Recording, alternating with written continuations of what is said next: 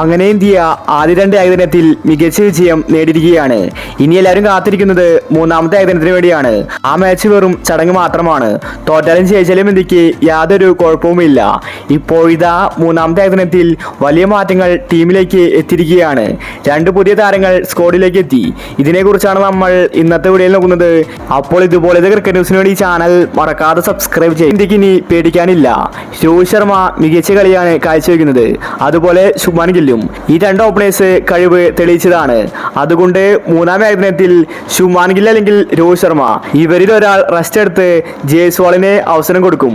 ജയ്സ്വാളിനെ ഓപ്പണിംഗിൽ പരീക്ഷിക്കാനാണ് രോഹിത് ശർമ്മയുടെ പദ്ധതി. ചാമ്പ്യൻസ് ട്രോഫിയിൽ അത് ഇന്ത്യക്ക് കൂടുതൽ ഗുണകരമായേക്കും. അതുപോലെ കോഹ്ലി ഫോം ഔട്ടായത് ഇന്ത്യക്ക് ദോഷകരമാണ്.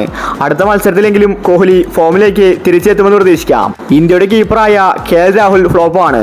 അതുകൊണ്ട് ലാസ്റ്റ് ഏകദിനത്തിൽ രാഹുലിനെ റെസ്റ്റ് കൊടുത്ത് ഋഷഭ് പന്ത് ആയിരിക്കും ആ സ്ഥാനത്ത് കളിക്കാൻ പോകുന്നത്. ഋഷഭ് പന്ത് മൂന്നാം ഏകദിനത്തിൽ കളിച്ചേക്കും. ഇനി ബൗളിംഗിലും ചില മാറ്റങ്ങൾ വരുമെന്നാണ് റിപ്പോർട്ട്. ജഡേജയെ മാറ്റി കുൽദീപ് യാദവ് ആ സ്ഥാനത്ത് വരും. ഷമിക്കും റെസ്റ്റ് കൊടുത്തേക്കും. ഇംഗ്ലണ്ടുമായിട്ട് ഇന്ത്യ ഇങ്ങനെ മികച്ച കളി കാഴ്ചവെക്കുമെന്ന് ആരും കരുതിയില്ല. T20 സീരീസ് ഇന്ത്യ നേടി. അതുപോലെ ഏകദിന സീരീസും ഇന്ത്യ നേടിയിരിക്കുകയാണ്. ചാമ്പ്യൻസ് ട്രോഫിക്ക് മുന്നേ ഇന്ത്യക്ക് ഇത് ആത്മവിശ്വാസമാണ്. അടുത്ത മാച്ച് കൂടി ജയിച്ചാൽ ഇന്ത്യക്ക് പരമ്പര തൂത്തുവാരാൻ സാധിക്കും. ഇംഗ്ലണ്ട് നാണം കെട്ട് മടങ്ങേണ്ടി വരും. അപ്പോൾ മൂന്നാം ഏകദിനത്തിലുള്ള ഇന്ത്യയുടെ പ്ലേയിങ്ങിലും നോക്കാം.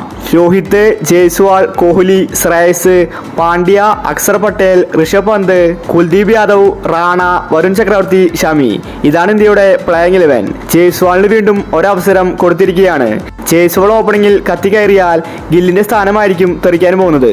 സഞ്ജുവിനെ ഏകദിന ടീമിലേക്ക് എടുക്കാത്തതിൽ മലയാളി ആരാധകർ നിരാശയിലാണ്. അപ്പോൾ ഇതുപോലത്തെ ക്രിക്കറ്റ് ന്യൂസിന് വേണ്ടി ചാനൽ മറക്കാതെ സബ്സ്ക്രൈബ് ചെയ്യൂ.